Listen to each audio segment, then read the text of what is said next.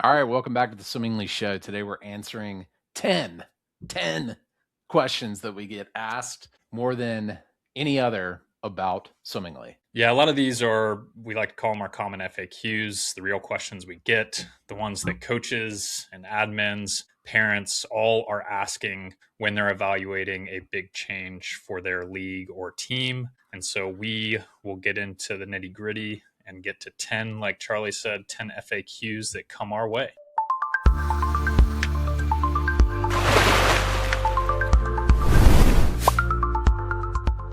So I promise in this delivery of these FAQs to not just give the short soundbite version, but not the sales version, the real answer of these things. If you're looking for a change for your team, looking at platforms, looking at a different way to run meets, maybe change the sport with us, come alongside for the real answers here. Yeah. So let's dive right in, Charlie. I'd say this is probably one of the most common ones, not necessarily coming at the beginning of the conversations, but always at the end. And it's, do we need special hardware or equipment to run meets with Swimmingly? Right. And you know where this is coming from, anyone listening, is you've been conditioned with decades of running swim meets. Like, of course you have to run some sort of hardware, whether you're, using Omega touchpads at Olympic trials or you're using stopwatches at your summer league pool. What's the deal? Break it down for me.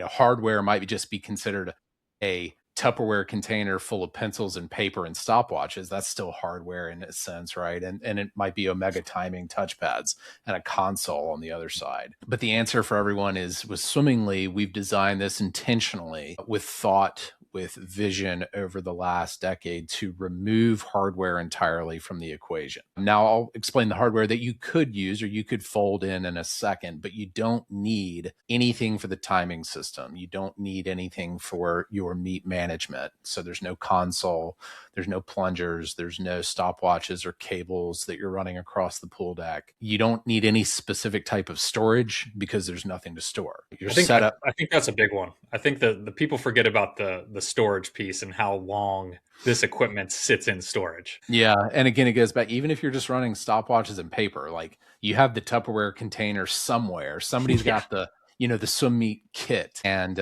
it's just an important reminder, I guess, for folks that are unfamiliar with Swimmingly, like that just goes away. The setup crew might be full-time personnel at a big facility. You don't need them. Setup crew might be you and two other volunteers an hour before the meet. There's no setup crew anymore. So either way, either end of the spectrum, that just goes away. So it's pretty cool. The timers are the only thing that you need is the device in your pocket. That's how we get away with this concept that you don't need any hardware. We're using the hardware, if you will, that's already in everyone's pocket. It's hardware that everyone already knows how to use. So the timers are using their device, the starter's using his or her device, etc. So with, all the times moving through the app, there's nothing additional in the process other than just the phone that's in everyone's pocket. A different way to think about it is, if you guys have played some of those games where you're hosting a party and everyone pulls out their phone and the TV, you connect to the TV and you do one of these games where everyone like pings, like there's a trivia question and the first person to ping gets the most points. It's that kind of concept where everyone is, okay, gather around, connect. There's a QR code on the screen. Now everyone's in the game and everyone can participate. It's the exact same concept. Yeah, that's actually a fantastic analogy. I think, we do get questions on top of, is hardware required? Is equipment required? No is the answer. Charlie obviously explained it really well. One thing that we do sometimes recommend, and just to be transparent, is we have built the starter tone that everyone is typically used to from the Infinity starter system or the Daktronics starter system. And that is built into the app, the starter's role, for instance. And so one thing that we do recommend is a PA speaker, for instance, because that is a question that comes up, and we do like to recommend a PA speaker so that when the starter does start the race, it projects that sound louder than what it would be obviously on your phone or a smaller Bluetooth speaker. So we do oftentimes recommend this nice PA speaker that might run you, $250, Charlie? Yeah, exactly. And that's the vision in action, that of course you can have these other, if you want a printer on the pool deck for your ribbon labels still on the back end. It's good. Same thing. But with what Hayes is talking about, our no hardware setup allows, if you want to add a quote unquote start system into the equation, you totally can. And the start system, because we're no hardware, we're just coming from a simple app. The start system can be as simple as a $200 speaker from Amazon that we recommend. It doesn't have to be an official DAC or Omega or whatever 1200. start system that's that's $1,200 that somebody's maintaining, that all it does is make the noise. Like the no hardware concept frees you up, that if you want to have a PA speaker in the mix for the start, you can have any PA, and we'll recommend the best one we think is the best one, but you can have any PA. It doesn't have to be, a swim meet specific PA. Yeah. So, I mean, obviously, everything that you've mentioned, Charlie, it is without a doubt a lighter solution from what teams are typically doing today. So, would you Yeah. argue that it's more reliable as well? Well, it by definition is more reliable, because all it requires is everyone to show up to the pool with their phone. And so you're not, the bottleneck of who has the stuff, that is just categorically eliminated. The bottleneck of who knows how to use the stuff is categorically eliminated. The setup and who's able to do that, the breakdown, the maintenance, all of that is categorically eliminated. So it's not that there's aren't complexities that come in swim meets that we can talk about, but the thing that gets it up and running is now completely frictionless, as long as you have the people there for the swim meet and the device in their pocket. And so there's 12 or 30 friction points or break points in that process right out of the gate that are just completely eliminated. And so it's really just giving the ability to the everyday volunteer or the everyday staff member immediate access to learn how to run a swim meet.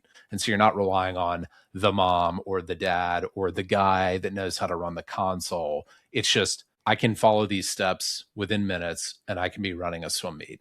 And unless this isn't even about Swimmingly or us guiding these people, unless it's that simple, there's no bedrock foundation for the sport to grow from. If the entire competition aspect is based around the one person in town that's been using high tech for 10 years that knows how to do it, and unless he or she shows up to the meet to actually do it, there's no meet that can take place. That's not a bedrock foundation that a sport can grow from. That's a bottleneck system that's designed for complexity. And so that's from first principles, the thing that Swimmingly has always been about is eliminating all of these friction points that keep the everyday man or woman from being able to just walk onto the pool deck and with their phone run a swim meet. Yeah. So that's question number one. Does Swimmingly require equipment, hardware? The answer, obviously, no. It's a lighter solution, more reliable solution.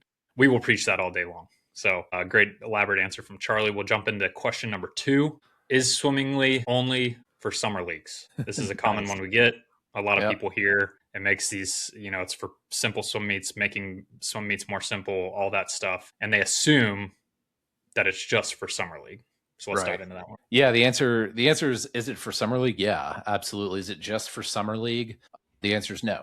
It's not necessarily for summer league and not for other levels, if you will, of the sport, though people tend to look through that lens at first blush. It's understandable. Swimmingly is for people that are trying to grow their organization, generate more revenue, and grow the sport. And so you can do that whether you're a year-round team, whether you're a swim school, whether you're a summer team, a country club, a parks and rec organization, or just about anything. And so it's really designed for the people that want a catalyst for their organization to grow in numbers, to grow in revenue, and to grow the sport. So the way that we do that with each type of team, a summer league versus a year-round team, may look slightly different. The way they implement may look slightly different, but the bottom line is this is really for anybody that wants a change agent for their organization to help grow. So I have summer personal favorites in our summer swimming universe that I really love. And I have personal favorites in our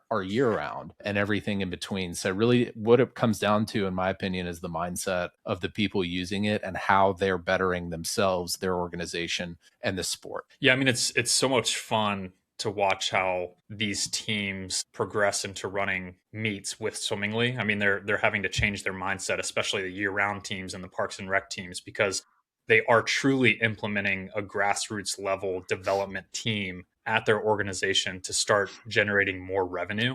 And Yeah. like, yes, where Swimming League has shined the most, I would say, since we started is Summer League Swimming, because all of those leagues are more or less running meets with paper and stopwatches. Right. Right. Right. And then you have the year-round programs that have thought about this development program, but they don't know exactly how to start or how to start running meets for them. Yeah. So That's it's just fun to see the differences in how they think through those processes. Yeah, 100%. One message that we've really been driving home in the last maybe year or so, as we've always said, it takes three things to run a swim meet. It takes team management, it takes meet management, and it takes a timing system. And there are other things, but those are the essentials. And that's within the swim meet context. And we've been changing the landscape within the swim meet context now for about 10 years. And the next thing where we've moved to is kind of the macro. Think about your swimming organization if you're listening. And we say the same thing. It takes three things to run a swimming organization. It takes learn to swim. It takes the next level that we're talking about now, the bridge, if you will. And it takes your top tier, your sectional level swimmers and above, for example. And so there are other things, but those are the essentials. And if your organization doesn't have that pyramid or doesn't have that sales funnel, it's very simple. It's going to break down. And the thing that we've been missing all along since the sport started is that we have over here learn to swim, and then we have this giant jump, this giant chasm, this giant gap. And then we have the stalwarts of the sport over here, sectional level type 5-day-a-week swimmers. And the middle tier, that bridge, we'll call it the bridge for the sake of this conversation, is completely empty. Or people have tried to surmount this obstacle and they realize just how vast this chasm is. And so, again, if it takes three things within a swim meet to make it happen, team management, meet management, and a timing system, it takes three things to operate a successful aquatics organization: learn to swim, the bridge to competitive swimming, and then the traditional competitive swimming that we all know today. And Swimmingly services the layer right there in the middle, and that's between learn to swim and your traditional competitive swimming. So is it only for Summer League? Absolutely not. What types of teams benefit from this the most? Based on what Charlie said and what I've said a little bit, it's the The teams successful ones. and the teams that want more racing with less overhead. That's really the common thread. The ones that want to get their young kids racing more with less overhead, with less complexity for those volunteers coming in, not having to learn something that's archaic or something that's baffling. So I'd say that's the common thread there. So let's get into number 3 around volunteers. Volunteers is a big one. Obviously, at summer swim meets, there are tons and tons of volunteers. How many volunteers do you really need? And Charlie, let's dive into let's talk about it from the summer swimming perspective. How many volunteers can you reduce with Swimmingly? How many do you need? And then look at the development program, the lifetimes that we have. How many volunteers do you really need to run those types of meets? So kind of take it one at a time on those two different. Yeah, so let's go back down kind of the pool level and look at a traditional summer swim team where you got everything from the racing itself to the popcorn and the fun dip and the cotton candy and concessions, right? So you have what it requires to run the meet, and then you have the additional volunteers helping to make it an event, let's say like concessions. The volunteer situation is one of the biggest silent killers of swimming. And because it just takes more people to operate a traditional swim meet, regardless of whether it's summer or above. But talking about summer, you got runners, you got scorers, you got data entry, people that are just sorting through stuff, whether it's the cables and some sort of harnessing and wires, or whether it's old school time cards. Somebody's kind of organizing the chaos as it goes, sifting through it to get over to the scorekeeper's table, the ribbon riders, all doing this manual work. The bottom line is every step is disconnected from the next, even if they're using something, some sort of spreadsheet input, some sort of team management or meet management over here, some sort of plunger over here for the timing system. Those are all disparate. They're all disconnected. And so there's this overhead in behind the scenes volunteers or staff members that are the glue holding those things together. In the case of Swimmingly, it removes all of these jobs entirely. So runners, for example, the runners that bring the time cards or whatever over to the scorekeeper's table are completely eliminated.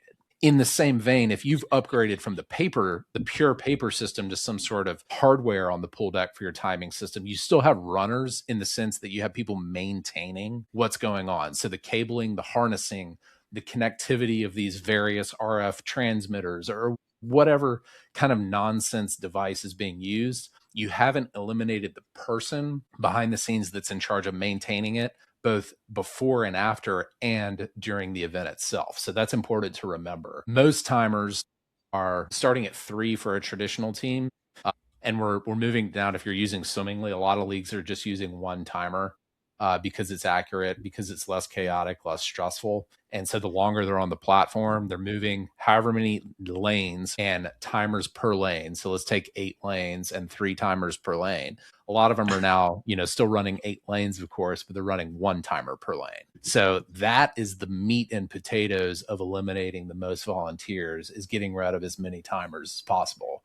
And we're seeing, 6 with an 8-lane pool, 16 volunteer positions eliminated. Think about it, Hayes. If you're running first half, second half timers, you're eliminating 16 timers for the first half, 16 timers for the second half. It's 32 volunteer positions that Swimmingly is eliminating. And so we've always joked since the start of the company that we're not trying to make managing volunteers easier. We're trying to eliminate the need for as many volunteers as possible in the first place. Yeah, and it's funny having this conversation because we do have leagues that have gone from 3 timers per lane to 1 timer per lane, but we also have leagues that will go from 3 timers per lane to 2 timers per lane because they're still uncertain of the accuracy. For sure. But thinking about the 3 timers per lane, that is such an old school mentality at the grassroots level of the sport, thinking that you need 3 timers per lane to run a meet when you only take the median time to begin with. Yeah, so you throw out 2 times and you take the one that's in the middle because someone made up that that's the accurate time. That's right. Yeah, it's a classic fallacy in the sport that more is more, and it's not. And the crazy, like you just said, the entire process is centered around these 3 people doing this very specific, hands-on, by the side of the pool, kind of intense work, high energy. They're on their feet. And the whole purpose of the process is to take 2 of those people's work every single race and throw it in the trash. Yeah. Like it's a self-defeating process, and it's just a fallacy that, more is more. If you have 3 timers per lane, it must be more accurate. We've talked about this in the past, where the fewer volunteers you have behind the blocks and the more equipped and the calmer and the less chaos there is, the more you see an increase in accuracy. But just having more bodies with more watches and more chaos doesn't make it more accurate. It's quite. And you can only imagine why they chose 3 timers per lane to start with. Is it because they don't trust one of them or 2 of them to get an accurate start, or they don't trust 1 or 2 of them to finish when they actually touch the wall? I don't know. But it's great to see the ones that fully embrace Swimmingly and say, hey, we did this crazy thing with 3 timers per lane, and now we are going to go to 1 timer per lane because we get a synchronized start. We don't have to start the watch, and all we have to do is stop the watch when the hand touches the wall. That's it. Right. It's incredible. So thinking about this, I mean, then, Summer League, we've dove into that. Talk about the development teams, the lifetime teams, the ones that are running these frequent meets for these swimmers, because it is more fun. It's teaching them how to race. It's teaching them when to race, all the important things about a swim meet. Let's talk about the needs for those types of meets real quick, because it's so very different. As we've developed this, I think one of the coolest things, and it's really, really simple and really basic, is we've observed how the Learn to Swim and the swim schools, do Learn to Swim and really run a great system there. And we've just taken the phraseology of, we've implemented a curriculum for development competitive swimming. And so we offer this as a way to build your organization, generate more revenue, and grow the sport. And so it's really simple. And the way to do that, and we've talked on this podcast before about our practice to play ratio. And while the user can get in there and implement their custom curriculum, what it boils down to with our guidance is you practice once a week and you play once a week. And what better way to learn the sport than for that swimmer to learn the skill and then to compete the skill. And so if you think about this, what does that mean? In-house swim meet, during your normal practice time swim meet, the same venue that you go to practice, now we're going to do our swim meet. And swim meet's kind of become a nasty 4-letter word. And that's because we got to drive 2 hours. We got to do a hotel stay. It's 3 days long. It lasts all day. And we've eliminated that because we're not focusing on traditional competitive swim, the top of the pyramid. Those 380,000 swimmers, they're fine. We're focused on bridging the gap from learn to swim to that. And the way that you do that is with a fun, systematic plug and play process that anyone can run, frankly, as a business, but certainly we see it at country clubs and all sorts of stuff. But the play component you're talking about is you're running a swim meet, and we've kind of changed the concept of what that means. And so it's not a 4-letter word anymore. A swim meet is just, instead of your practice on Saturday morning, for example, for those 8-year-olds, you're running a swim meet. And it's really easy to do because they're using the Swimmingly platform. And that's really easy to use because in some cases, the swimmers themselves are the timers. So heat 1 gets out and times heat 2. In some cases, the staff members or some of the parents are helping to serve as those timers, that 1 timer per lane. But it's in a very relaxed environment. And you may not even be using the whole pool. Because remember, this is during your practice session, you may have 3 lanes of racing going on. And one of the things I really like that we've seen recently is when you make it on a day like Saturday morning, that's more accessible to your parents. They're not just dropping off, they're actually staying. Not only are they seeing the smiling faces, but they're seeing the benefits of this is what swim team means. They can sit and look at a traditional practice all day long, and it's kind of hard for the average parent to understand what's going on. But if they see a swim meet environment in that pool with those 3 lanes, they're engaged. They think this is cool. They're starting to understand the connectivity between practice and play. And so the bottom line is swim meets have been a 4-letter word. With this bridge program, with our curriculum that you're implementing, you're practicing play every week because you're offering a, dare we call it, swim meet at your practice site during your practice session. And it's kind of changing the dynamic as far as how people view what a swim meet means. So there's a time and place where kids are going to get to that traditional competitive 3-day swim meet if they want to. But the data tells us that the focus ought to be on the 10x number of swimmers that just want to go from learn to swim to some sort of competitive swimming. And we have to offer this bridge program where we provide this curriculum of you practice each week and you play each week. And it's a lot of fun getting this off the ground. Yeah. So how many volunteers do you really need is the question. Probably fewer than what you are currently doing. And Swimmingly empowers you to do that. I mean, really, at the end of the day, the teams need to trust their volunteers. They need to trust them because it will help prevent the burnout at the end of the day if you are requiring less volunteers to run your swim meets. Just make it simple. Right. Trust your volunteers. They are there for amazing reasons. They want to help. They want to see their swimmers succeed. And that's what we got. So number 4, a big one around the parents, really around transparency. A lot of times they come to us and they're like, well, we don't have transparency in our league. Parents don't know what's going on. A lot of admins, a lot of coaches, they're kind of lost. So how do we increase transparency in our league? And how can we help our parents understand when their swimmers are swimming, how they're doing, all of those questions that are really important for the parents? Right. Yeah.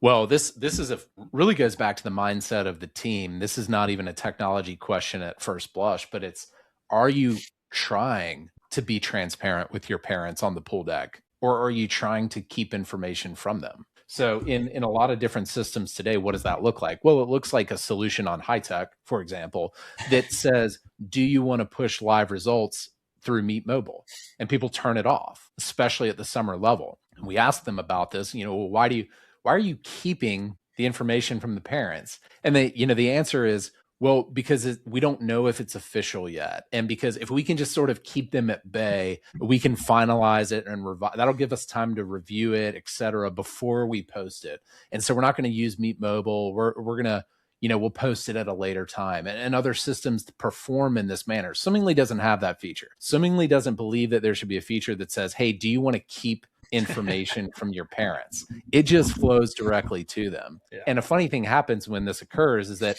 the team and the parents are in concert. They're in unison. They're in sync. And so as things are unfolding in the meet, it's an education and a communication opportunity to say, hey, here's where we are. I know you can see on Swimmingly Fan, this, and updating you on this. It's keeping those people, the whole unit of the swim meet, in sync instead of intentionally keeping the parents in the dark. And so a good example of this is in Swimmingly Fan, the parents get a push notification before their kid races, and they immediately see the live results. It does say unofficial, but they see, so, to keep those expectations at bay. Right.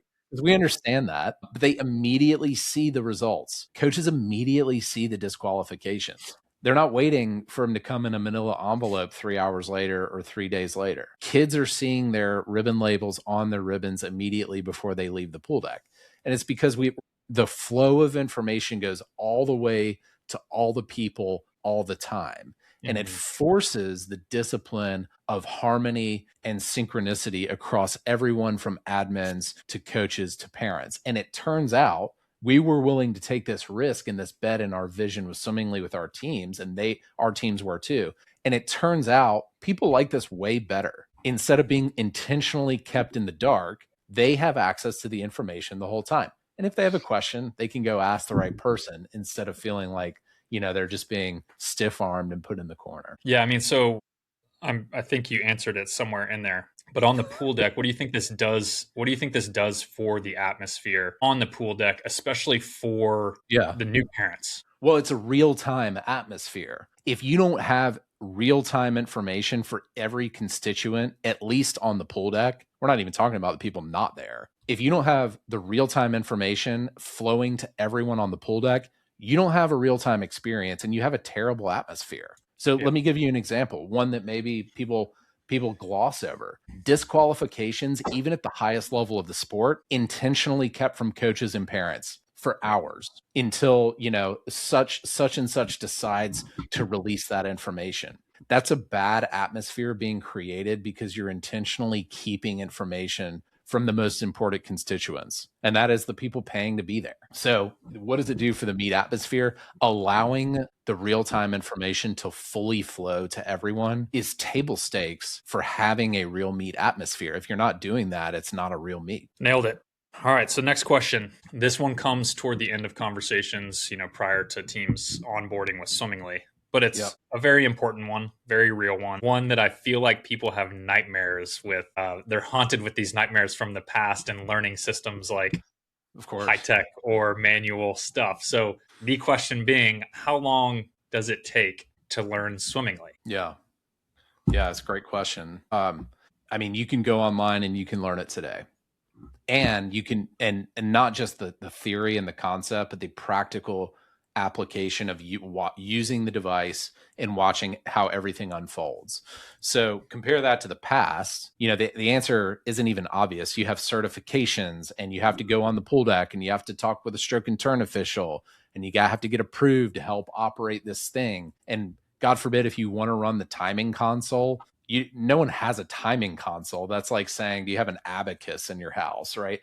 You have to go and be presented at the pool with, here is the timing console, and you're going to sit here on your Saturday afternoon and you're going to practice using this. But wait, we can't actually practice it because there's not a meet today. And we're not going to take the time to set up an actual meet environment and bring kids in so you can practice and get qualified to learn how to use this system. I mean, it's as comically archaic and out of date as it could possibly be. So the answer is, how long does it take to learn Swimmingly? Well, anyone can learn Swimmingly. Anyone can learn from their couch, and anyone can learn in minutes. And you contrast that with, it's almost impossible to teach other people this old system because of all of those friction points that I just mentioned. But from a practical standpoint, if you're bought in, if you're excited to use this new product, you go in there, you take the main course, you might take a few extra courses that we offer, and you pull out your phone and you practice doing it.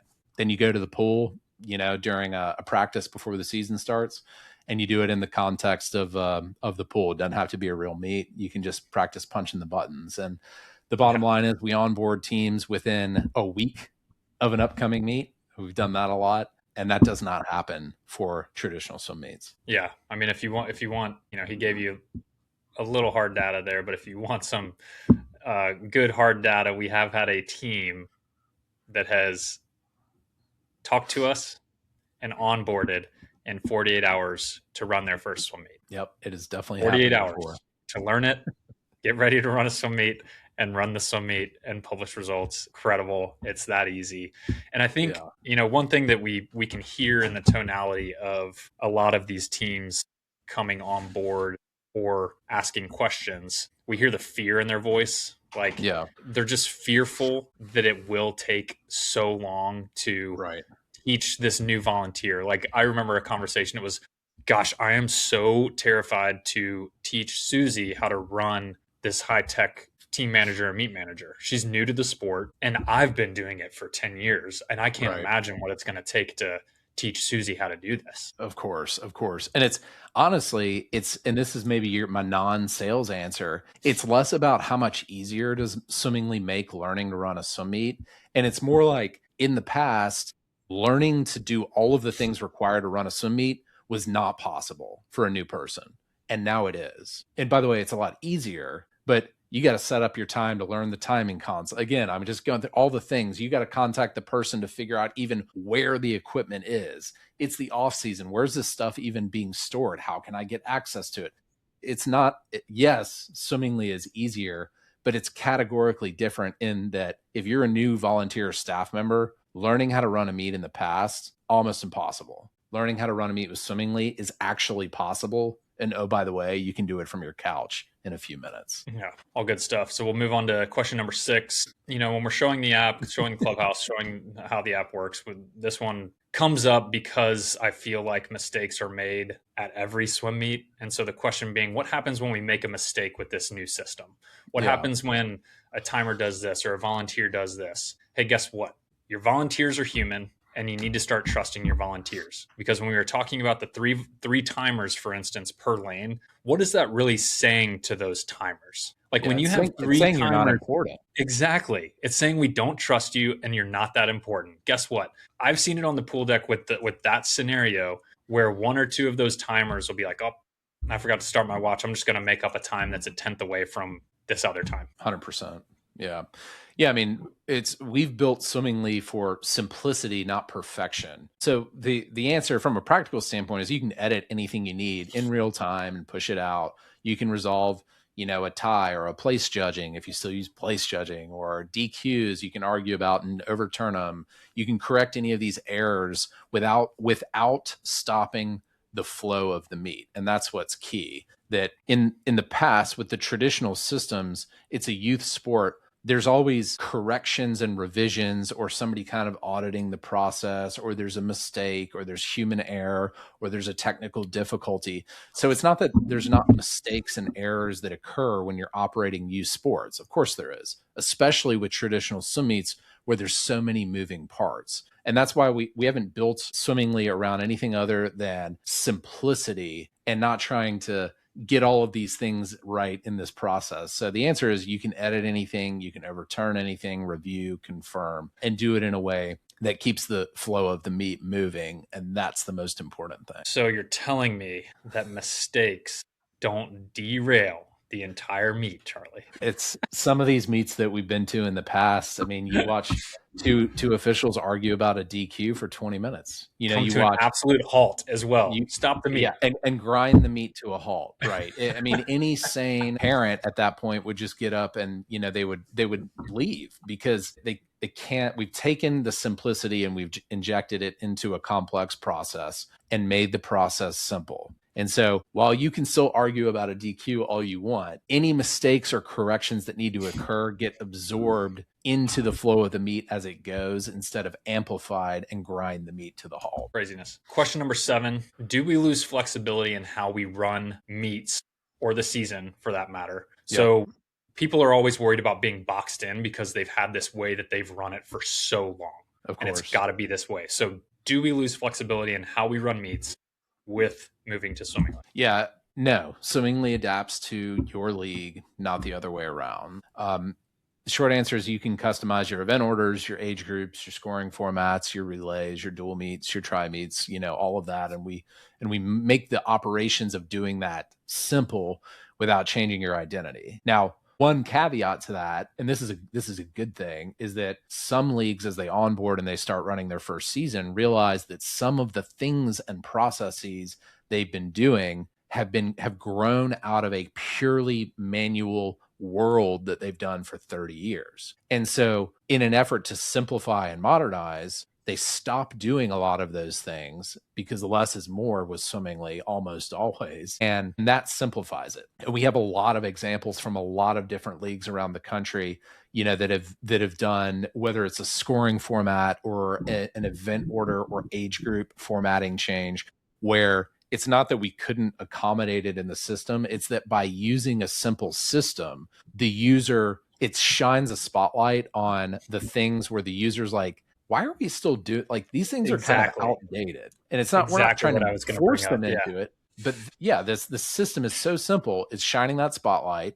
And they're like, well, why are we still doing this particular? Maybe if we just drop that, wouldn't it make it easier? And 9 times out of 10, the answer is yes. Maybe 10 times out of 10. I was literally writing that down as you were saying it. These leagues and teams that use swimmingly for a year or two, like you said, it kind of shines a light on the operations of the meet and how they're running a meet in a new way. Yeah. So they're coming to us more frequently than not after a season or two and saying, hey, we've been doing it this way for so long. Now we're doing it this way. Does it make sense to change how we do the event order or the volunteers or this? And we're happy to answer all of those questions. We're just excited and glad that it has shown this light on the process in which they've been used to for so long and challenges them to think differently, which is incredible. Yeah, exactly. And it goes back to like the timers is a good example. And it's up to the team to optimize for simplicity. So we have some teams that after the first season, they're like, oh, let's go from 3 timers to 2 timers per lane. And that's a good step. And then we have some teams in some leagues that go from 3 timers to 1 timer per lane. And it's just a matter of, they can see how they're using it. They can see how simple it is. And then it's up to them as far as, how easy they actually want to make it. And it's fun. It's fun. All right. So question number 8, this is another volunteer-based question. Is this hard for older volunteers, older league reps, older team reps to learn? And I think this one comes up quite a bit. And I think they're nervous to ask this out loud. Oh, yeah. But it's often the volunteers that have been doing this for so long, and that's great, but they're used to a certain way. So again, going back to the fear of change. So really, Charlie, from your perspective, I could talk about this all day, but is it hard for these older volunteers to learn swimming? I love it. The answer might surprise you. The older volunteers often love swimmingly the most. Now let's define terms here. Let's say older volunteers means more longevity, more seniority and expertise in running the old way, right? Now, a lot of times that means older and grayer and more wrinkles and crotchety and grumpy, but let's just say older volunteer means more experience running a traditional system. But the answer, again, surprises you, where these people are like, big buttons, clear screens. There's actually a screen to read for each timer. One job, no multitasking. If you tap the screen, you can see the time right there, and then it gets sent over to the iPad. So yeah, the older volunteers, the older staff members, if you will, are finding out that this is actually really cool and they enjoy it a lot. Yeah. So is it hard? Maybe that's not the right word to use. Is it hard for them? No, it's certainly not. It's actually easier. I think that the root of that question comes from the fear of change. Yeah. And I think it's maybe more, is it going to be hard for them to change? Yeah. Yes. And the older volunteers, the question really is how much initial resistance might you see and how fast does that fade? But the Mhm. answer is, if you run a full season, people are loving it. If Yeah, you run, a couple of heats, they're going, okay, this is kind of cool. That doesn't mean that somebody that's used to and has invested 10 years running another system isn't going to have resistance in the first place. And that's good, to a degree. But we have a lot of examples, Hayes, and we could name names, and we get these yeah, emails and phone calls, et cetera, from folks that that person is an AO in that LSC, and they happen to run summer league swim meets as well, and they'll tell you too, right? And these people have 100 questions, and they send you 100 emails before the first meet even starts, just because they know and they're wired to, like, there's so much that can go wrong. There's all these complexities and blah, blah, blah with the old way. And then they transition into this new way, and they're seeing like all these sort of quote unquote average volunteers just running the meet. And they're like, okay, whoa. Like all the information that I know of the old way, like I don't see that unfolding here. These people are calm. It's going pretty smoothly. And the only danger at that point really is over engineering the process. And so totally. that person tends to just kind of take a step back and go, this is great. Maybe I can even pass the torch here Exactly. and let the new generation of parents step up, the new generation of staff members step up here. Yeah. Yeah, it's great. So, question number 9, great question. One that we are really diving into in our messaging and explaining how it works at the end of the day, but oftentimes comes at the end of our demos. Charlie, tell me, how does registration actually work with Swimmingly? Yeah, yeah. It's something that really needs to get addressed before people can wrap their minds around the change. Like, so we always say it takes three things to run a swim meet: team management, meet management, and a timing system. Those are the essentials, but there are other things. Registration is one of those other things. And so we've just folded it in. So Swimmingly is your registration system. It is your team management, meet management, timing system, and live results. But starting at Jump Street, Swimmingly is your registration system. So the parents register once, so they don't need to use multiple systems. Everything that they do there at registration instantly appears on your roster. So the concept of managing a roster doesn't exist in Swimmingly. They either register or they don't, and boom, they're there. Easy. Again, this is simple, not over engineered. And because they're there, everything stays connected to meets and results. Whether you use our team communication platform or our meet entries platform or our RSVP meet declarations platform or your heat sheet, those swimmers are in the system. You can run what we've always called an on the fly meet, and all you need to do is have the parent register.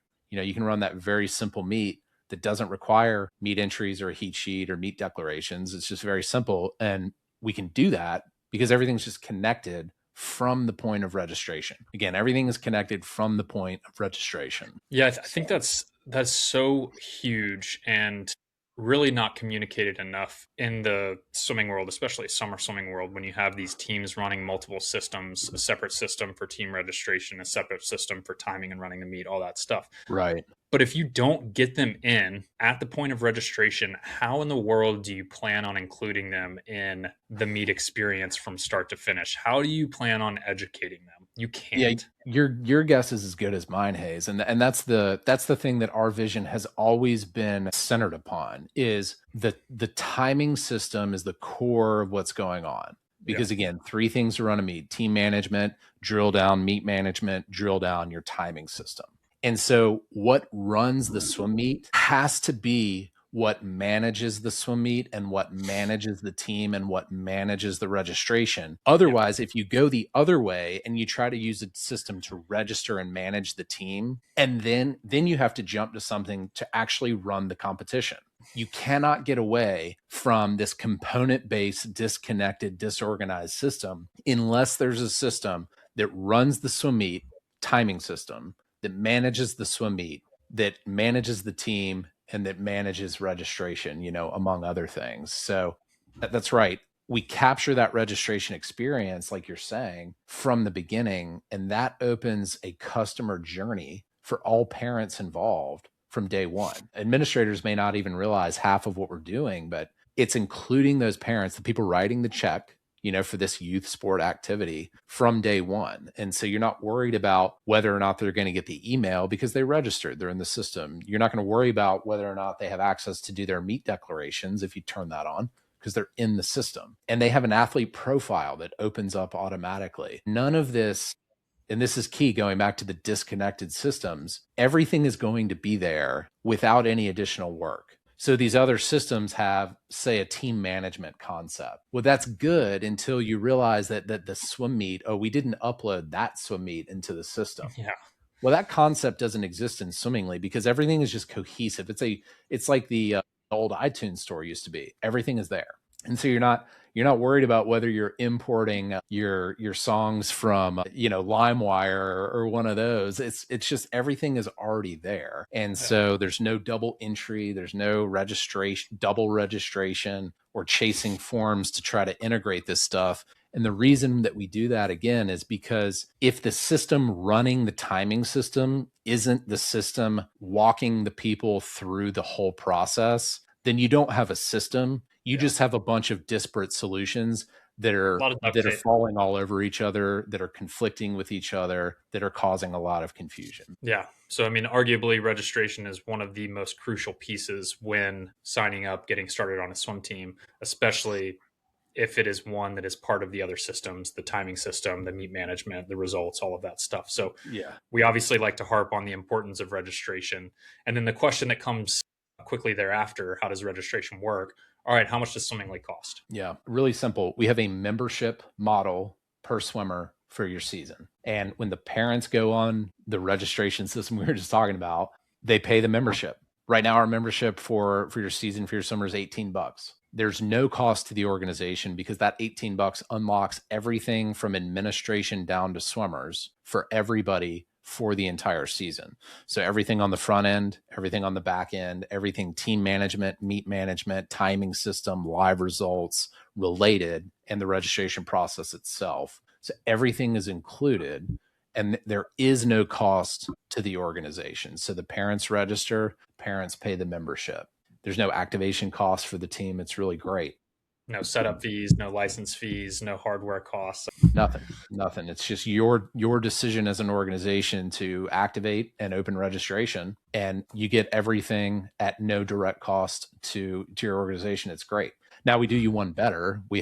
That's basic registration. If you want premium registration, you can also capture your revenue items in that process. And so seasonal dues, t-shirt, trophy, towel, etc., all of that stuff. So we're not just giving you a system where you have no direct costs. We're also giving you a system that allows you to generate all of your revenue right then and there. So I just want you to think about that if you're listening, that there's a lot of companies that have started with swimming and then they've gotten distracted and they've gone to other sports. And these registration systems have become calibrated for other sports. With Swimmingly staying exclusively focused in our sport, just think about that for a moment, where we're giving you a platform that allows you to capture registration and generate revenue. And we're tailoring that every day in a manner that's explicitly focused on the sport of swimming, which is what you love. It's what we love.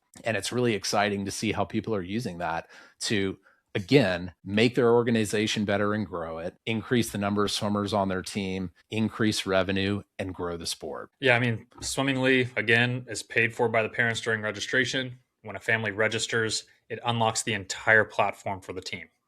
Okay.